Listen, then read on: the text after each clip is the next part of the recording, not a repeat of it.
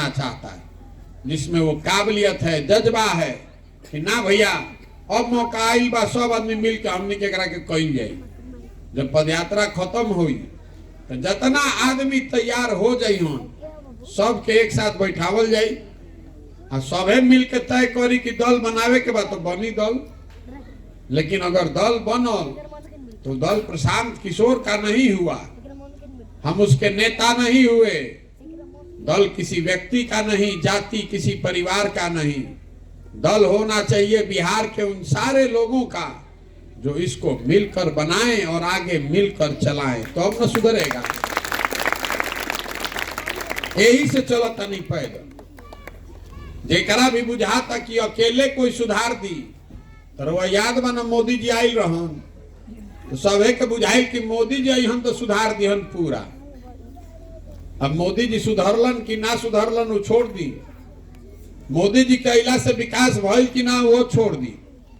इतना आदमी बानी जा, हमनी के ज्यादातर आदमी मोदी जी के वोट देले हुए देले बानी जा, तबे ना प्रधानमंत्री बाड़न। 40 में 39 गो MP बिहार से जीत के गइल बाड़न। अब मोदी जी के आवे से बिहार में विकास भइल कि ना एकर चर्चा मत करी। हम रवा के एगो खुला चुनौती दे के जाता नहीं, जे भाजपा के में वोटर बा। 9 वर्ष से मोदी जी प्रधानमंत्री बाड़न, विकास ना कैलन छोड़ दो, महंगाई कम कैलन कि ना कैलन इहो छोड़ दो, एजा लइकन के रोजगार देलन कि ना देलन इहो छोड़ दो। अगर 9 वर्ष में मोदी जी ने बिहार के विकास के लिए एक बैठक किया हो, उसका हमको सूचना दिखा दीजिए, हम कल से मोदी जी का झंडा लेकर चलने को तैयार हैं। 9 वर्ष में एगो बैठक तक इस आदमी ने नहीं किया कि भाई बिहार के आदमी आंख बंद करके अपना जाति धर्म से उठ के हम पर भरोसा किया है कि सबसे गरीब और पिछड़ा है। कम से कम एगो बैठक तो करी कि भाई एकनी के मदद कैसे हो सकेला। हमने कहा तो वोट नहीं खींचा देले, एगो बैठकों पर वोट नहीं खींचा देले। गुजरात में बनता 1 लाख करोड़ के बुलेट ट्रेन, 1.5 लाख करोड़ के सेमीकंडक्टर के फैक्ट्री, अब बिहार के आदमी के को बैठक भर नसीब ना हुई। अब फिर वो जाके वह कमल पर वोट देव तो गलती मोदी जी के बाकी राउर हमार बा बताई रवा। तो जब अगर आप नहीं सुधरिएगा तो नेता को गाली देने से बिहार नहीं सुधरने वाला है। नेता के लड़का थोड़े ना रही पढ़ता सरकारी स्कूल में, तो राउर में लड़का पढ़ता और रउआ ओकर चिंता नहीं थे। ये बतावे खातिर घूमता नहीं, समझ में आवे तो बहुत अच्छा, और नहीं थे समझ में आवो तो जेकर झंडा लेके घूमता नहीं घूमी, हमरा उसे कोनो फर्क नहीं थे। ये वोट मांगे के अभियान ना हो कि हमरा के वोट दे दो हम आई तो सब ठीक करो। हमको आपका वोट नहीं चाहिए।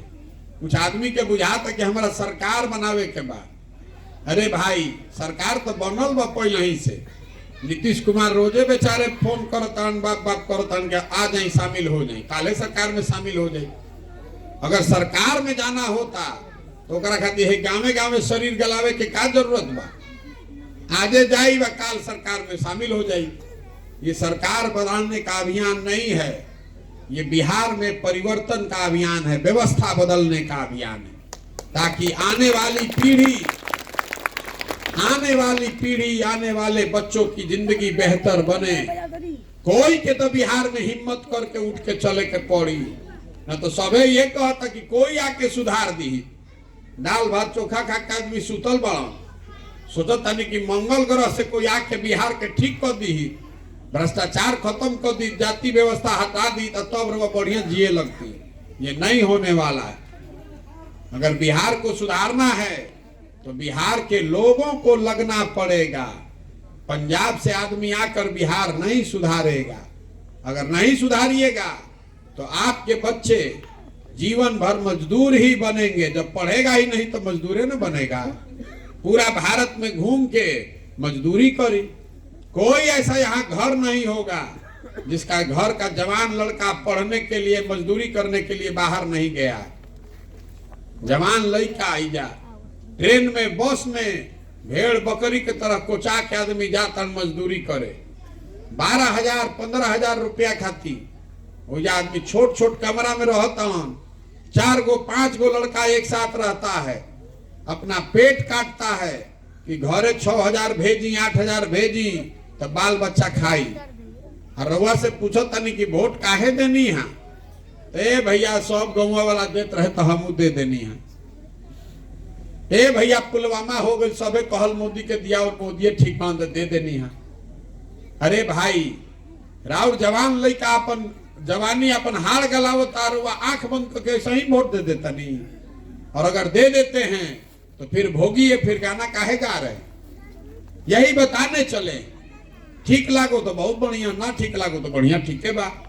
हमार लड़का या थोड़े पढ़ता, हमार लड़का तो पढ़ता देश के सबसे बढ़िया स्कूल में। आपको न चिंता होना चाहिए, आप बताइए कि प्रयास होना चाहिए कि नहीं होना चाहिए? होना चाहिए। तो रउआ से एगो सवाल पूछो, वोट रउआ देवे के बाद कैमरा लागल बा 3 गो, सबको हाथ उठाकर जवाब देना है, हाँ तो हाँ, ना तो ना। हर गांव में कराते हैं, न तो काल होके आदमी कहियन कि हमारा गांव में तो आइले ना रहन, कहाँ आइल रहन प्रशांत किशोर। पिछले 30-40 सालों में आपने हमने जिसको भी वोट दिया, किसी ने बिहार के बच्चों की चिंता नहीं की, आपकी चिंता नहीं की। अब समय आ गया है कि बिहार की जनता गांधी जी के रास्ते पर चले, गांधी जी के बताए रास्ते पर चले और अपने बच्चों के भविष्य के लिए एक मिलकर नया विकल्प बनाए, अच्छे लोगों का, सही लोगों का विकल्प। आप बताइए कि बिहार की जनता को मिलकर अपना विकल्प, जनता का विकल्प बनाना चाहिए कि नहीं बनाना चाहिए? बनाना चाहिए। सबके हाथ उठे के चाहिए मेरे भाई। फिर से पूछो तनी हथवा तो उठावो, हाथों ना उठिए, बिहार सुधर जाए। बिहार की जनता को मिलकर अपना विकल्प बनाना चाहिए कि नहीं बनाना चाहिए? रोआ ध्वनि मत से पास करता नहीं अपना गांव से कि ना भैया विकल्प तो बने के चाहिए। तो आदमी फिर ही पूछो तो कि अच्छा विकल्प बन जाए तो चुनाव कैसे जीतल जाए? हमने भी जो साधन है ये नहीं खे, व्यवस्था नहीं खे, संगठन नहीं खे, हमने के कोनो नेता है जाना, तो चुनाव कैसे जीतल जाए? हम वो बतावे आइल बानी कि चुनाव कैसे जीतल जाए। देखिए लोकतंत्र में जनता जो है, आप हनुमान हैं, जैसे हनुमान जी अपन शक्ति भुला जात रहन, वैसे ही रहुआ अपन शक्ति भुला गइल बानी। जब तक आप बटन नहीं दबाइएगा तब तक कोई राजा नहीं बन सकता है। लोकतंत्र में जन बल के आगे कोई बल नहीं है। एक बार आप खड़े हो जाइएगा, संकल्प ले लीजिएगा कि जाति, धर्म, नाली, 5 किलो अनाज, भारत पाकिस्तान पुलवामा पर वोट ना पड़ी। वोट पड़ी अब क्या लियो करा के जे हमनी के लइकन के पढ़े खातिर बढ़िया व्यवस्था करो। वोट पड़ेगा उसको जो हम लोग के बच्चों को रोजगार देगा। वोट पड़ेगा उसको जो यहाँ खेती किसानी करने वाले लोगों का आमदनी बढ़ाने को सुनिश्चित करेगा। यही 3 चीज पर वोट पड़ना चाहिए, तभी बिहार सुधरेगा। एक बार आप खड़े हो जाइएगा तो जन बल के आगे कोई बल नहीं है। अजय हमरा के जानता, उसको मालूम है कि प्रशांत किशोर को और कुछ आए चाहे नहीं, चुनाव लड़ाने आता है। पिछला 10 वर्ष में बड़े बड़े दल और नेता देश भर में जिसका भी हमने हाथ पकड़ा है वो चुनावे नहीं हारा है। कि जिसको आप बड़ा दल और नेता समझते हैं, उसका चुनाव का गाड़ी फंसता है तो हमारे पास आता है। उस काम को करने के लिए 2-4 लाख नहीं, 2-4 करोड़ नहीं, सैकड़ों करोड़ रुपया लोग देते हैं हमको। लेकिन इस बार संकल्प लिए हैं, उस काम को छोड़ दिए और संकल्प लिए हैं कि किसी नेता का नहीं, दल का नहीं, बिहार की जनता का हाथ पकड़े। इस मिट्टी का कर्ज है। हमार बाबा एजा बैलगाड़ी चलावत रहन, मजदूर रहन, इस मिट्टी का कर्ज है, उसको वापस करने आए हैं। आपका हाथ पकड़े हैं। जिसको भी समाज अपने बीच से चुन कर निकालेगा, गरीब हो, अमीर हो, अगड़ा हो, पिछड़ा हो, हिंदू हो, मुसलमान हो, महिला हो, पुरुष हो, जिसको भी आप चुन कर निकालिएगा अपने बीच से, उसी के पीछे अपनी पूरी ताकत, शक्ति, पैसा, बुद्धि सब लगाएंगे और आपके सहयोग से उसको जिता कर लाएंगे। बिहार तब सुधरी जब हजारों अच्छे लड़कों को वार्ड सदस्य जिताया जाए, जब 5,000 6,000 अच्छा आदमी मुखिया और सरपंच बने, जब बीडीसी और जिला परिषद में अच्छे लोग जीत कर आएंगे, 100-150 अच्छा आदमी विधायक बनी, तब न बिहार सुधरी। खाली मुख्यमंत्री बदले से बिहार नहीं के सुधरे वाला। पूरा व्यवस्था में घून लग गया है, नीचे से लेके ऊपर तक सब लूट मचा हुआ है। जौना स्कूल के पढ़ाई खातिर वह रोज बतियावत नहीं कि लइकन के पढ़ाई नहीं खे हो, उसी पढ़ाई के नाम पर हर साल बिहार सरकार 40,000 करोड़ रुपया खर्चा कर रही है, जो आपका पैसा है। 40,000 करोड़ रुपया खर्चा होता और 40 गो लड़का गरीब के नहीं पढ़त ठीक से। इतना कुव्यवस्था है। इसको सुधारना है तो आपको जगना पड़ेगा, आपको खड़ा होना पड़ेगा। ये आपका पैसा है, ये आपके बच्चों के भविष्य का सवाल है। अगर आप नहीं जगिएगा तो कोई इसको नहीं सुधार पाएगा। यही खातिर पूरा अभियान कर रहल बानी। वोट हमरवा से मांगत नहीं की, चंदा हम कोई से ली ही ना। हम किसी का एक कप चाय भी नहीं पीते हैं। अपना चाय, टेंट, तंबू, खिचड़ी लेके साथे चल रहे हैं।